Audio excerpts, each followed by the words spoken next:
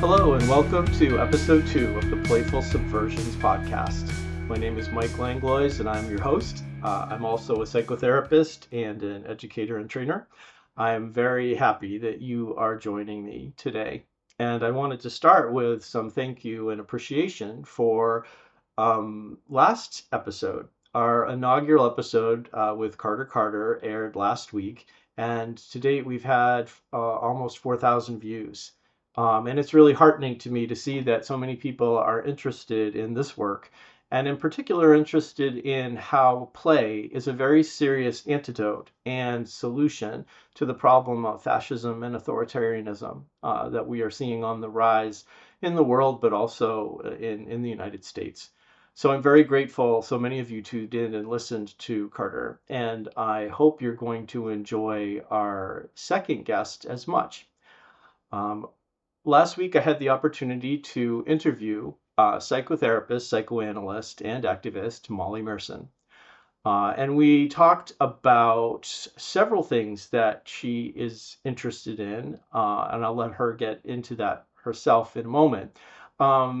We started talking about moving large, odd objects, and then we moved from that to flowers and planting, and then back to heavy objects. And in the midst of all of that, we had discussions which I think you'll see could be very applicable to psychoanalytic theory, but as important, are very applicable to living life in a way that is holistic and promotes some sort of vitality and joy, which is kind of what Molly's all about.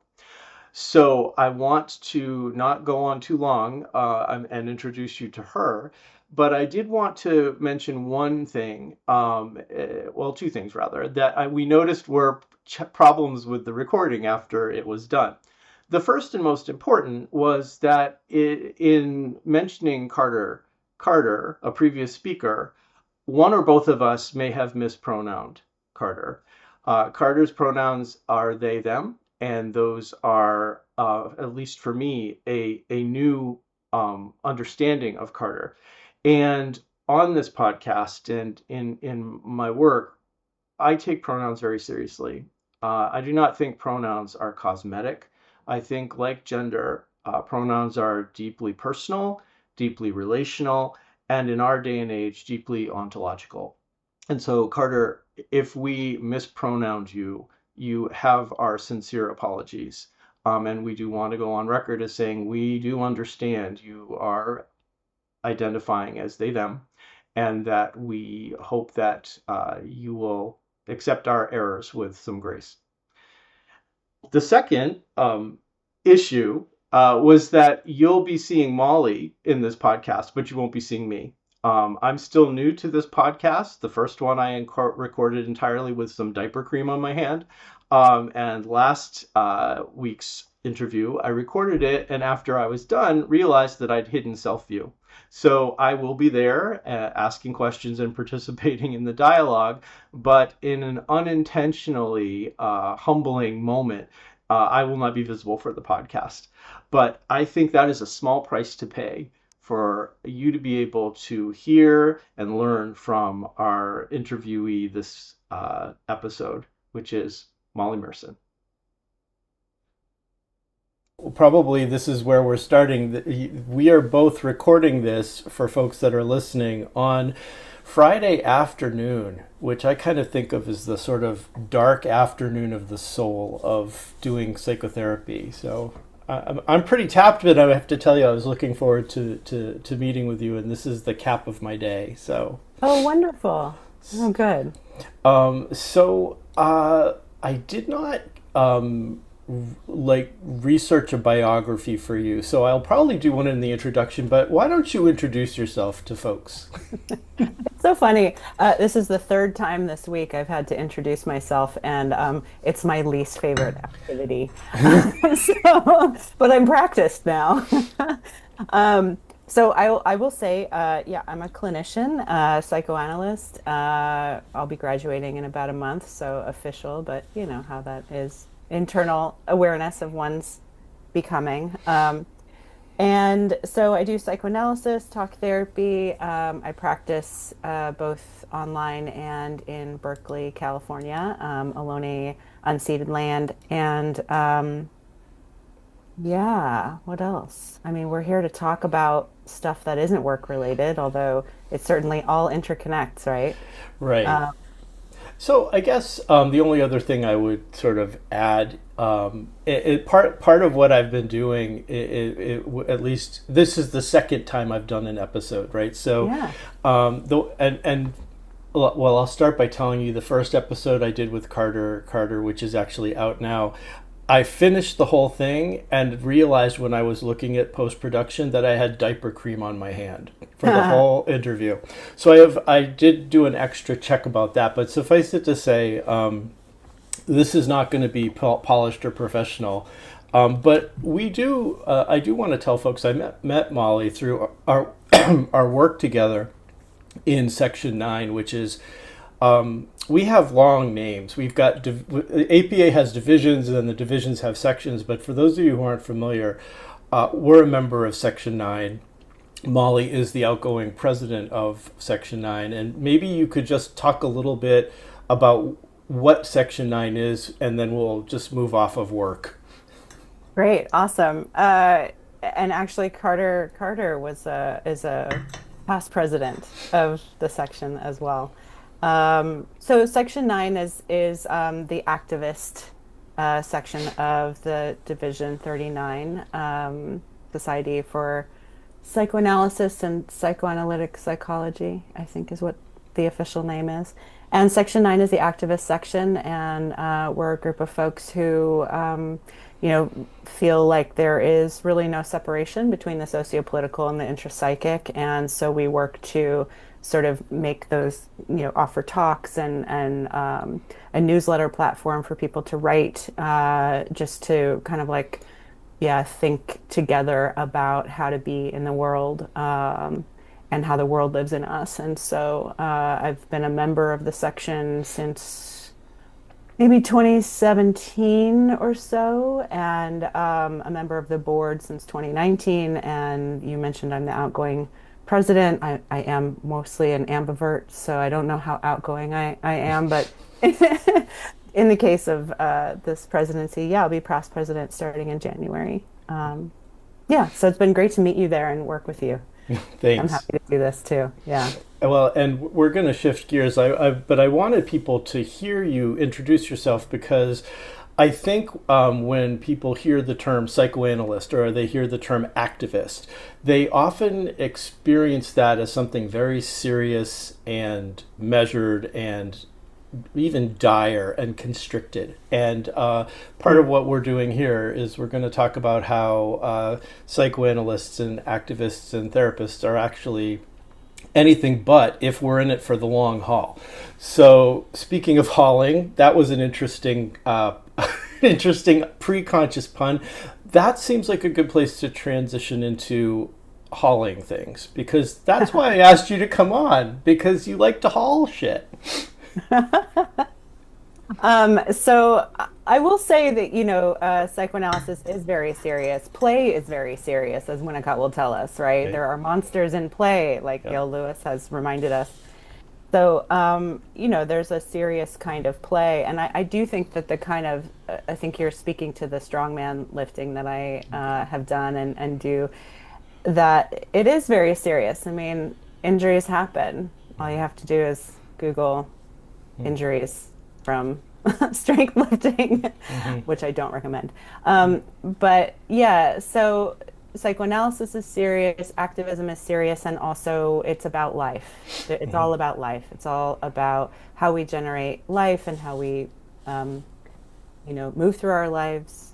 And to me, strongman was a sport. So I've always been interested in like Highland Games, which is a Scottish athletic pursuit that is quite old and is basically, well, Highland Games athletes might not like me saying this, but I'll just frame it like throwing rocks and flipping large wooden objects that look like telephone poles end over end. So it's there's something very playful about that. There's something very scrappy and resourceful about that. You basically use what you have around you. You can turn any object into something to be used that also is using you. And I just found that really fascinating on a theoretical level, and I just love doing it with my body. So it was a really cool way to kind of combine play with seriousness, with yeah, like finding new edges for myself and just the world around me, like having a different relationship with, like that sort of skin ego contact between myself and the rest of the world. Um, so yeah, that's it's a little bit about like this kind of blend of play and seriousness. Like when I lift now. I don't do as much strongman as I used to, but I do still lift barbell and heavy weights and um, you have to take every rep very seriously. Your mind can't be wandering. Um, you have to be right where you are in the moment. It's a really powerful meditation experience too, because it's like heavy ass weight. So So I've already got three things I'm going to want to talk with you about. But the one that an interesting association that I wanted to talk with you about just now is the pathology of metrics. Because when you said I do lifting, the first instinctive thought in my head was, oh, how much does she lift? How much do you lift? And I checked myself because I encounter that when I deal with patients who come to me because they play video games. And the only question a therapist has ever asked them is, how many hours are you doing this? This obsession with surveilling and quantifying metrics. And so I don't want to ask you that question. I don't want to reduce it because you're talking already about the idea of moving through life with injuries, which applies to, it sounds like, strongman and psychoanalysis. And you also said something really excitingly provocative when you said using and being used by objects. So choose your own adventure. Which of those do you think you want to talk about first? I mean, I hear the pathologization, whatever the word is, in a clinician asking their patient like, how many hours do you gain? Because that is like, I don't know, actually. Maybe it is a place of pride to game for many, many, many hours or like get your number really high. But in when you're doing lifting stuff, like it is kind of like we are always kind of chasing that next number, even if it's just a pound more or one more rep or whatever, right? And there is a little bit of the sort of narcissistic element to strength training for a lot of people, not for everybody. And there's also like an internal comparison. Like you could ask me how much I lift, and I would say, well, it depends on the day, depends on, what else is going on in my life, depends on all sorts of things. You mentioned injury, anything. So if I lift a certain amount of weight one day, then I'm going to want to chase it the next day. So part of the work is about it actually, it's a really cool way to meet a certain kind of obsessionality and offer some grace and compassion to that part that can maybe want to like always be sort of like Byung-Chul Han's like achievement society, kind of like always wants to be achieving, and then kind of offer a little more spaciousness and compassion to like you're showing up today with everything you've got, like that's where you're at always, and always every day is a new thing in that way. So it's that comparison that many of us might want to do. Um, it's a great way to kind of like work with that and mellow that out a little bit. Unless you're training for a competition, then all bets are off. But if you're just kind of doing it for everyday stuff, I have found it to be very liberating actually in that way because it doesn't pathologize the obsession, but it gives more room to have failure, which is a very queer way to approach it. So when I think about like me using the object, like I'm gonna pick up, like yesterday I flipped some tires, right? So I'm gonna use this object, I'm gonna like flip it down the room and figure out how I'm gonna do that because every time you lift a tire, you got a different grip, it's a different experience every single moment. But as I'm doing that, the tire is giving me resistance. Tire's chill. Tire's like, I don't need to go anywhere. I'm hanging out. I'm heavy. I'm hanging out. This is good. But when I flip it, I'm moving it, but it's also doing something to me. It's giving me something to resist, which in turn builds muscle, which in turn builds like a neurokinetic relationship with myself and the world around me. So, like, the more I do it, the more like that tire has worked itself onto me and I am changed because of it. So that's kind of how I think about it in that way. Yeah, I forget what the last part you said was, but I'm trying to Oh, explain it. well, can I stick with this because you Yeah. just I'm thinking of Patricia Clough's thinking about the other than human, Yeah. and one of the things you just expressed was sort of this fantasy of the tire. I mean, I want to be that tire. I want to be like, I'm chill. Fascism can come at me. I'm not moving anywhere. I'm not Yeah. making this easy on anybody. Yeah. I am okay. And like, do you do that? Like you kind of expressed it, but do imagine into the life of the object and what it's thinking? I love that. I do. I love Patricia Clough, and I'm just getting into her work, which is extensive. Like she's just prolific and profound, and thinking about how everything has conscious and unconscious processes. And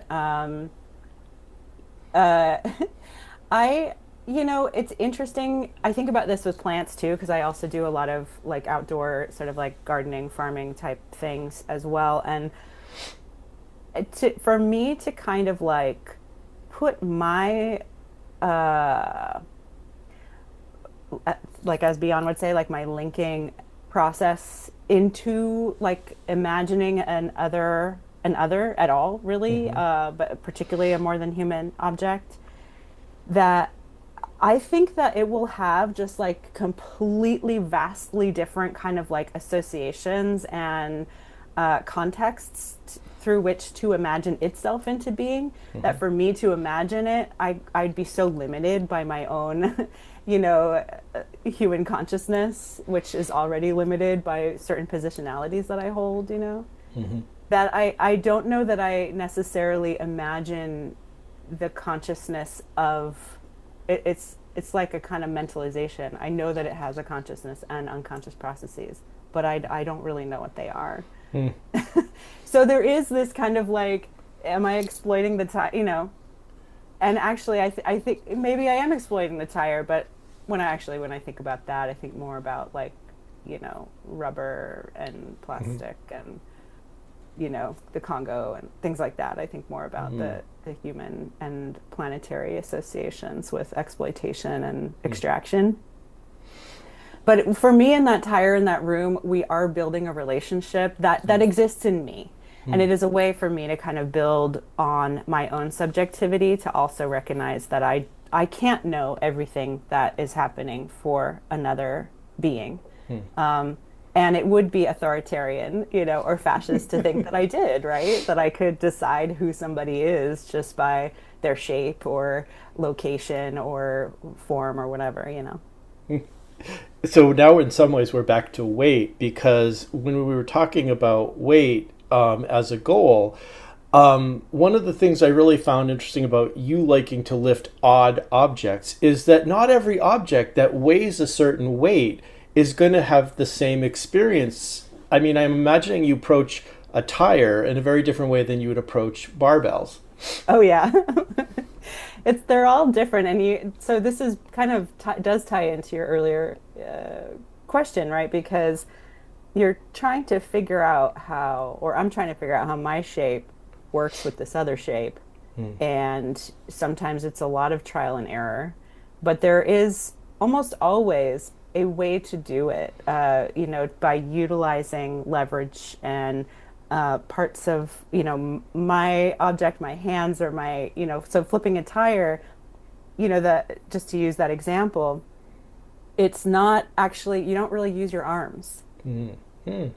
You actually, you're using your posterior chain a lot more than you're using your arms. Your arms kind of stay straight in front of you until the tire gets to a certain height on your body, and then you get under it, and then you can push it forward, right? So if you tried to like lift a tire just by pulling it up or whatever, you would not get very far. Um, and then, there's other objects like, this object called a Husafell, which is named after a stone in Iceland. And you have to kind of wrap your body around in certain ways, and it gets top heavy. So you're trying to figure out how to counterbalance. Barbells are great because they're just a simple straight line. And the way physics works, which I do not know. I just experience physics. I don't pretend to know it. But that it's just a straight line, and it's very well balanced, and you can kind of like, there are certainly techniques to it, but it's much more straightforward than like a rock. Every rock is different. And so I'm learning more also about my body when I'm interacting with other bodies, that have different shapes, and it's just all, yeah, it's all available, and it's all different. So there's this spontaneity and this newness, and it's not like a formed object, like a fascist kind of like, cookie cutter something or other. It's all different. So, I don't think this is going to be too sexualized, but the erotics. Can we talk about the erotics of the tire and the object? Because when you were describing your relationship with it, it seemed like there's an erotics there. Oh yeah. I mean, there has to be, right? If we think about erotics and libido, right? Libidinal energy is life energy. It's about, and according to Freud, and this is where Jung diverges from Freud here, but it is all about sexual, and Freud would go so far as to say reproductive, that part. I don't know. But but there is something that is absolutely libidinal. I see this, actually, this is kind of a pivot, but I see it with flowers a lot too, in this sort of like way in which, so I do some flower farming, and it's like the way that a flower kind of comes into being is very much about expressing itself in the fullest possible way just before it offers itself up for reproduction, right? It's part of the reproduction process. When you see a flower, it's ready to receive its pollinators, which are then sort of like helping the seed form, which is building on the next generation, and that is all like a reproductive process, right? It's a sexual process. And there's life in it, there's death in it, there's meeting this thing, back to, weightlifting and strongman. You're meeting this object, you don't know, is the object going to move me? Like, am I going to fall over? Or am I going to move the object? We don't know what's going to happen. That's also very present in like two people meeting in erotic space, right? Like, it's like, we don't know what's going to happen. So, and it actually reminds me that somebody told me once that, I think it was Lacan. I think this person was quoting Lacan, so this could be totally wrong, but that all meeting is mating. Like, that there's something about that. I could be spreading rumors here, but like somebody told me this once, and it stuck with me. And I think that is also true when you're doing weightlifting, right? And then you're also seeing the benefits of the weightlifting. So you're starting to feel stronger, you're starting to feel more capable. You're starting to feel kind of the endorphins that come, which is all these really cool neurochemicals and things that happen. And then if you're doing it in such a way as to actually listen to your own body and get to know your own body, then the hope is that we're not overdoing it so that we can come back and do it again, right? So just kind of staying meeting your threshold on occasion, but you're really not trying to go all out every single time. And that's also about rest and restoration and play and like being the tire that doesn't want to go anywhere. That's just Hmm. like, I mean, I go to the gym, I spend half the time like doing my emails, because I'm like, or listening, because to what songs or whatever, because I'm doing the rest as much as I'm doing the work. And I think we forget about that in our culture a lot, to do the rest as much as you do the work, if not more. You framed it as a pivot, but it turns out, at least in my thinking, it's not a pivot in Hmm. that when you were talking about the flower and and weightlifting, because when you describe the flower unfurling, which is such a beautiful and kind of tranquil thing, we're also talking about an object that is living and persisting through its own struggle with gravity, right? Flowers, Totally. right, Yeah. are engaged in moving their own objects. Yeah, that's right. Yeah, and when you even think about it that way, like we're constantly, there's gravity, of course, right? Right. And then there's also resistance in the air. I mean, air is not empty. Yeah. It's not Right. like there's nothing in it, Right. so we're constantly surrounded, but we're also constantly being helped, Hmm. flower is being helped by its own vascular systems and, its own ability to, transform sunlight into nutrients and the water that it brings from the leaves as well as from the earth and its roots, like all of that Hmm. helps it give it structure. And so it's not like there's any object that is just its own thing that isn't being sort of supported or resisted, right? And the thing about resistance training, or strongman or weightlifting or whatever, just even like, picking the groceries up or putting, however you got the diaper cream on your hand is resistance training, and that is about, yeah, like supporting also and finding a self within that, and making each other kind of in that space as well. So maybe this is going to be a little bit of a pivot, but I'm thinking about when you were talking. One of the things I was thinking about was a phrase Goethe once. I think it was Goethe that said, "Colors are the deeds and sufferings of life, of light, rather." And Oh, I like the slip though, the yeah, I paraphrase. know, That was wasn't it a great great. slip? Yeah. Because that's, I wanted to kind of go back to where you started with injuries, which is, have you, in doing this fun, meaningful, passionate thing of yours, have you experienced injuries, and how do you then integrate those injuries into yourself as you move forward in time? Mhm. Yeah, I mean, um, I have experienced injuries and I know people who've experienced serious injuries. And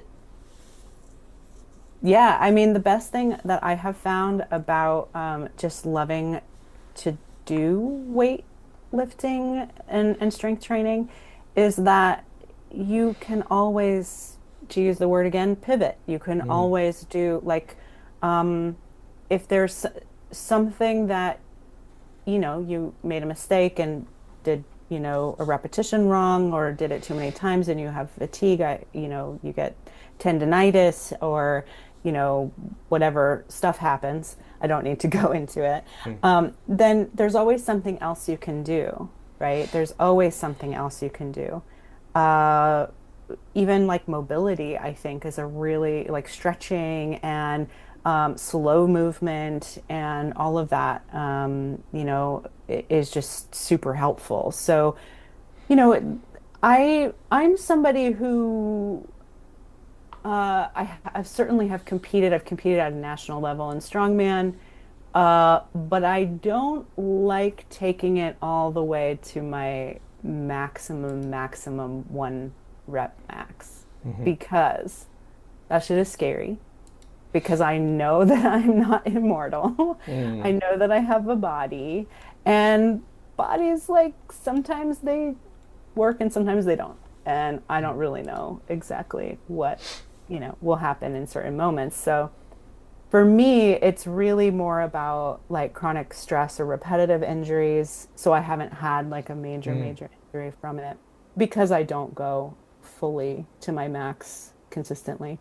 mm, And to me, so I had a coach, a trainer one time put it this way that I keep with me all the time for almost everything. And he said, live to fight another day. mm, So just make sure that you are not, translated as make sure you're not actually burning yourself out with this. mm, You have to be able to come back tomorrow. And that I feel like has been, now I'm sharing that, with everyone here because it's just live to fight another day. mm, That is about life. That is about the seeds and the flowers. mm, That is about, the tire. I don't know if it really cares what I'm doing to it. Honestly, I have no idea how it feels, but mhm, like its life is not necessarily going to be changed whether or not I move it, mm, right? It's mm, it's existing in its own way. And but it's up to me to kind of like be in touch with myself to say, yeah, I'm gonna do this, but not that. Like I'm gonna take it easy today because I'm feeling into my body and I didn't sleep well last night or whatever it is. So that's been kind of the most important thing when it comes to injuries is really just not having the pressure of like having to go big with it. mm. Just live to fight another day. Would you say that lifting has made you more willing to take risks or more cautious with your body or neither? I hate binaries, so I don't want to give you one. Um, I would say that it has helped me realize that when I do take risks, I'm not alone. Mm, And I mean that in terms of community, because the lifting community is very rad. mm, I also mean it in terms of I do not need to abandon my body to do something that is an intellectual task. mm, And I do not need to abandon my intellect in order to do something that is a physical task. So it has helped me actually live kind of like more fully, like in mm, this more rooted way, that when I take risks, I have more resources to pull on. mm, Um, there's a quote from Georgia O'Keeffe that I've really liked in my life, and she says, I've been afraid every moment of my life, but I've never let it stop me doing something I've wanted to do. mm, So risk is like inherent in everything. mm. I'm definitely not like interested in like skydiving or anything like that. So, I mean, but that's okay. Like it's more just about knowing myself. Some people would say it's a huge risk to plant 30 fruit trees in your front yard. You know what I mean? And so it's a risk to do a lot of things. I would just say that I'm just sort of more incorporated, to use a Well, body word. well, you also sounded integrated right there. That was the word I Yes. was thinking. Yeah. All right, so we've talked. I've heard the word rooted. We talked about Georgia O'Keeffe, and now I'm hearing about fruit trees, and I'm realizing I don't need to like. It doesn't have to stay with lifting heavy objects. I do want to go back to it maybe in a little bit, but I guess a couple of questions. One is, have you planted that many fruit trees? Are you speaking from experience? Did you want to talk about that and flowers? Well, to me, it's all related, and it's also one of the reasons that I haven't done Strongman as much as I used to. That I now have the opportunity to be able to garden more and be in the earth more, and it's actually a great transferable skill. I mean, there's something in Strongman called a farmer's carry, which is basically you're holding a very heavy weight on either side, of your arms Mm-hmm. in your hands and walking. And that's what we do. We carry buckets of stuff. We carry bags of stuff. We're shoveling things. It's digging, constantly and ripping trees out and Mm-hmm. putting new ones in and all that sort of thing. So it's a transferable skill. And I've been investing more in the gardening farming element of my physical realm. And I do find that also very erotic and very libidinal to be Mm. super in contact with the earth. I mean, it's so alive. It's just so incredibly alive. And so, yes, I have about, at last count, it was something like 23 fruit trees and then maybe 15 different berries and vines and things. I added a couple more. I just want to see what will happen. I want to see what will grow, and it's just really amazing to me to go. I went out in the morning today, and the grapes are ready, and the passion Mm. fruit are on the ground. So I'm just, eating Mm. nature's candy every day.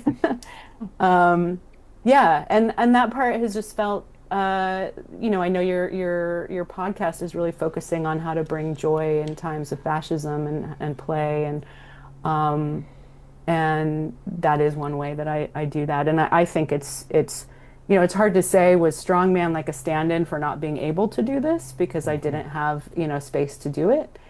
But it certainly has been a great preparation. Mm. And I spent, when you train strongman, you're at the gym for like probably a couple of hours a day, Mm. which, is a thing, but it's like kind of like a part-time job. And I would say that's kind of what I'm spending that time now growing food and flowers and things like that. So I'm thinking about a couple of trees I've planted, yeah. and interesting. So I've done some weightlifting, and I hate it in some ways.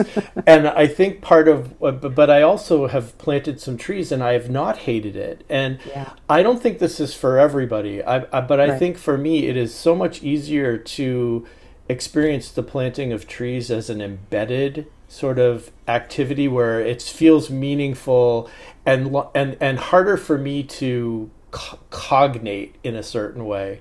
Uh-huh. And so one of Yeah. the I'll tell you about my pear tree, which is not anywhere near like it's going to have pears anytime soon, but we got it and I planted it probably 4 years ago. And as you were talking, I was realizing that one of the ways I'm unlearning ageism and learning to enjoy myself getting older is from this tree because it keeps getting bigger and more established.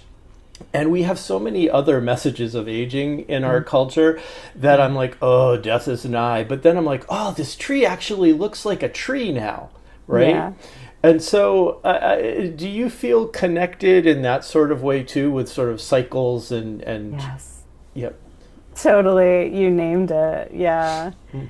Yeah, I think just like a point about like hating weightlifting, which I totally understand. Um, one of the reasons that I got into it at first, besides my fantasies about, Scottish Highland Games, and pretending like I could, toss a caber, was Mm. that, as a psychotherapist, uh, we don't like practice in measurables, or at least I don't. I'm a psychoanalyst, and so it's not, I don't believe that things can be measured by writing them down in on a grid in a spreadsheet and Mhm. like, but I did notice that I could do that with weight training. I Mhm. could track, I did this much this day, I added this much, look where I was 6 months ago. It really helped me kind of organize like what it could look like to grow Mhm. in this Mhm. way that I wasn't accustomed to. And I think that translates to planting a tree. Mhm. And when you plant a tree and what that tree means is also very important. I love when people plant trees when babies are born. I think that is like the most special thing. Or Mhm. when you move into a new place or when somebody has passed. Mhm. Like all of these things, you can mark time in a way that isn't linear in this way of like I can write down on a spreadsheet like what weight I lifted Tuesday of last year, Right. but is earth bound. It is the actual cycle of the ways in which we are alive. And aging is about growing more solid Mm. and growing, further. And you know, just being in greater relation with what is around us and what feeds us and what we can feed in turn, right? So now you're talking about entanglement. Mhm. I will go further and tell you that the pear tree is actually named Emerson's tree because my deceased lab is buried under there. And you and Right? I and Emerson and that tree and Beyond are now all kind of linked in this entanglement that Right. is just very vital. And Yeah. it seems I'm not sure I'm gonna throw it to you to see if you can make sense of this, but that seems like the opposite of fascism and authoritarianism. Oh yeah. I love thinking about like springtails and mycelium and all the activity that, the earthworms, everything that's under the ground that we don't see that feeds, the nematodes, everything that feeds the roots that makes this tree that we do see, and then the fruit that we take in and then recycle through our bodies, or like the birds do, or whatever it is, and that Emerson is feeding and fueling this tree as well, in perpetuity, right? And then the tree will fall eventually, and that the tree will feed what comes next. I mean, that is a particular kind of underground, underneath vitality that escapes what it is we actually see. Now, the tree exists, of course, but that's all that fascism wants to see. It wants to see, we have wineries near where I live, right? And fascism wants to see these rows of grapevines just in a line, pesticides, nothing grown around it, just like, an army of grapevines, all in a row. And meanwhile, you have another, vineyard that is completely biodynamic, and they're, burning cow's horns or whatever, it is with biodynamic, right? But there's really like reinvesting in the soil, and there's, legumes growing in between the grapevines, and there's birds everywhere. I mean, it's alive. And that's the opposite of fascism. Your tree is the opposite of fascism. Like there is something about fascism that is just really an authoritarianism that just wants to define us as it needs us to be defined in Yeah. order to maintain itself. Whereas we're like, no, we're maintaining, Emerson's tree is maintaining the whole ecosystem, Right. right? Right. Well, and let's throw in this is why capitalism can so easily get subsumed and get in bed with fascism, in that the reason we make everything so Yeah, straight is because we want to maximize profit. that's right. So the antidote to this, let's go back to lifting weird objects. There is nothing inherently profitable in doing that, No, believe me, quite the opposite. but you do it. And like, so Yeah. what are some weird objects you've lifted besides tires, and what's the value of it? The value. Well, the value is like I did that. That's about it, and in competition, you're doing it with a bunch of other people, which is super fun, and sometimes people for the first time. One of my favorite things was pulling a truck. That was awesome. And, just one of those things where you realize, like, it's such an interesting relationship, like your mind and your body, and what your mind thinks is possible and what your body is actually capable of. And sometimes, most of the time, we find that our bodies are more capable than our minds think that we are.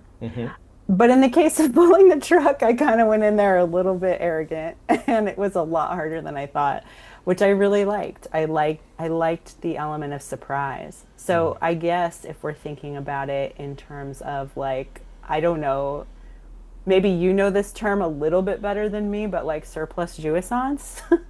Like if we're thinking about it like in this kind of capitalist way, like there is a surplus of something. There's a lot of jouissance in lifting for sure, in terms of like the pleasure and pain of it.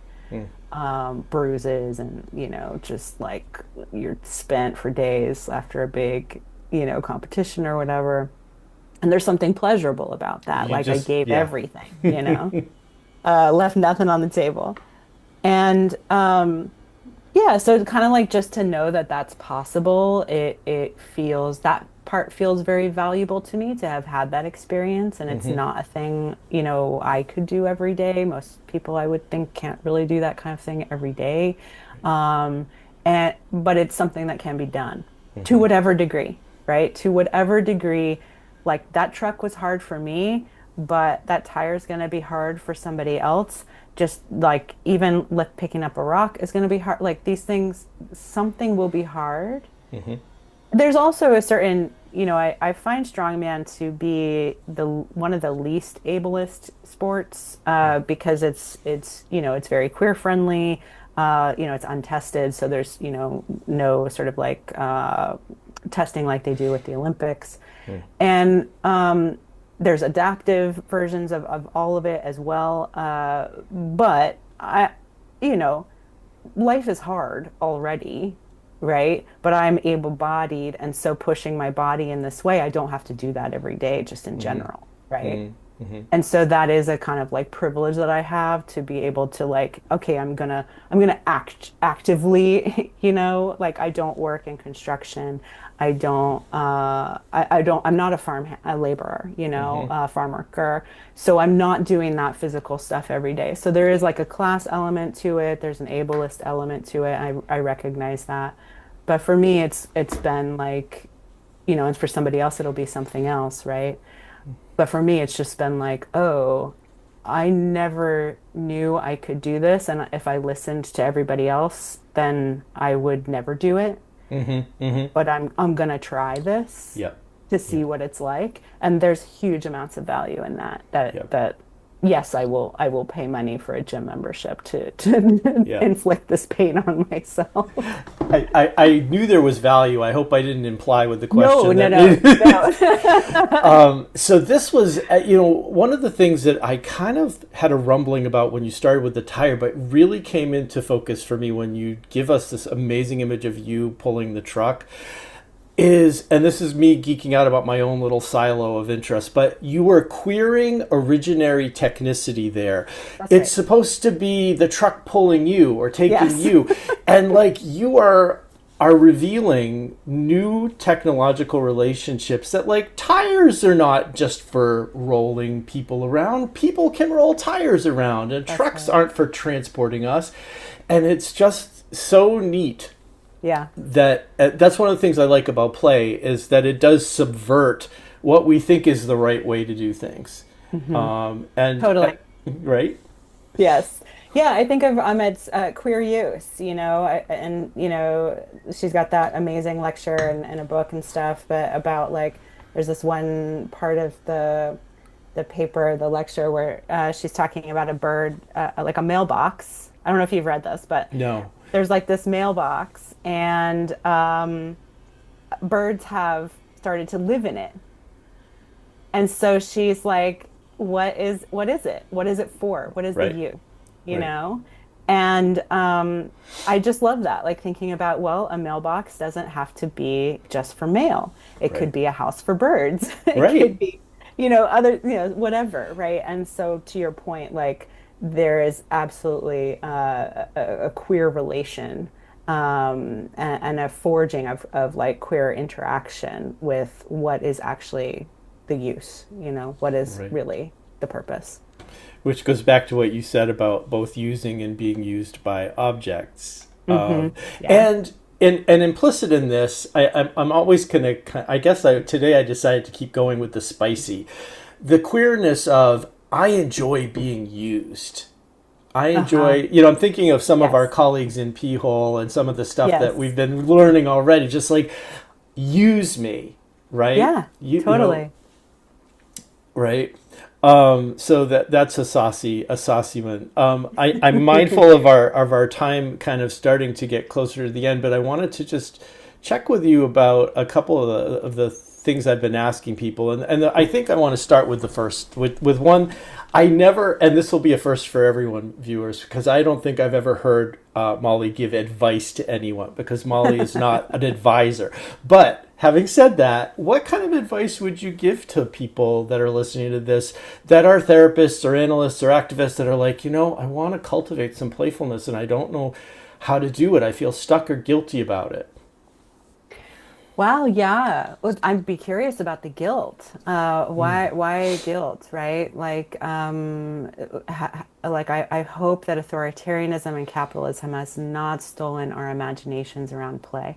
mm, And so I would start there, like, being able to imagine something is the first part of it, right? mm, And I think that this idea of queer use of objects is, and having the object use you and you use the object and just reconfiguring what's possible there is a really fun thing. So, like, just even thinking of what's around somebody and what could be used differently. Like, I use coffee mugs to put floral arrangements into. mm, You know what I mhm, mean? Like something mhm. as small as that, right?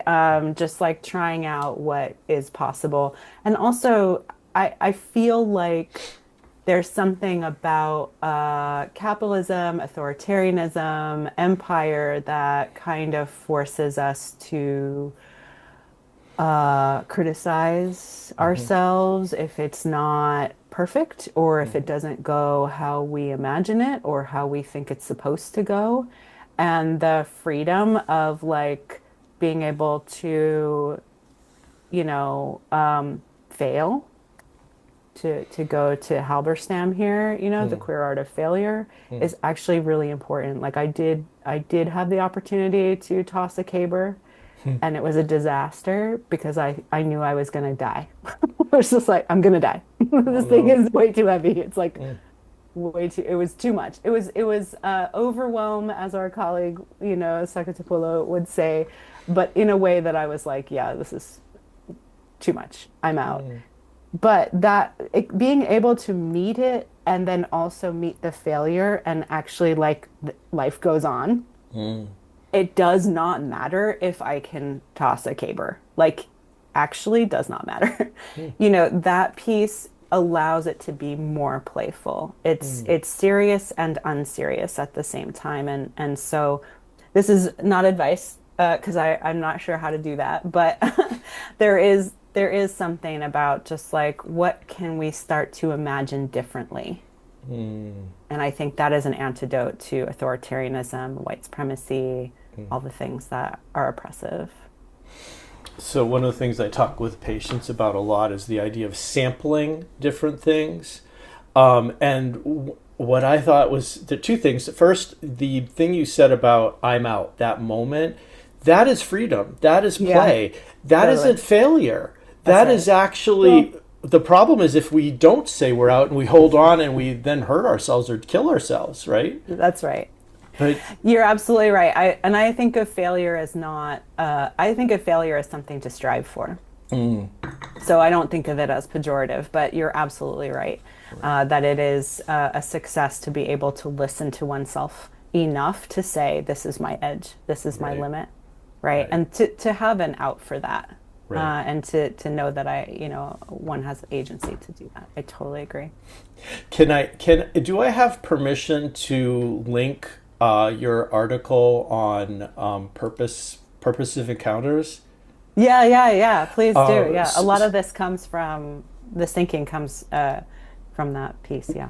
Well, the reason I wanted to link it, and I'm encouraging people that listen to this to go check this out, is because I read this early on when I was just starting to work on the board with Molly, and I was stalking her intellectually. I read this, and what I found fascinating after reading your piece was I started to look at everything in terms of odd objects that could be moved, like and I was like the same coffee mug, the same bicycle, the same thing, but suddenly I'm seeing it differently. I'm seeing it as, oh, I wonder how it would get gripped. I wonder what you do. And so that kind of goes back to what you just said about this idea of being able to imagine different ways of using things and being used by things. And so I do hope people will read this. Go read it because it's a really interesting piece in a lot of ways. But what I found was interesting was it was at least temporarily transformative perceptually. Like I started to see the world as odd objects that could be moved or resisted. That's awesome. I love to hear that. Yeah. Yeah, it really puts things into a different perspective, which I think is also part of the antidote to authoritarianism. Mm. So one of the things that we've been doing so far is having a tradition. If you, because you did this for fun and for free, that doesn't mean we can't somehow applaud or appreciate your free labor. Is there a particular nonprofit or a particular organization that you would like us to consider donating to, and what is it if you have one? Yeah, I think right now Samir Project would be awesome if folks are open to sharing some money there. That would be really awesome. How do you spell it? I'm going to, while you're on, try to screen share it so people can see it. Sure, Sameer. Project.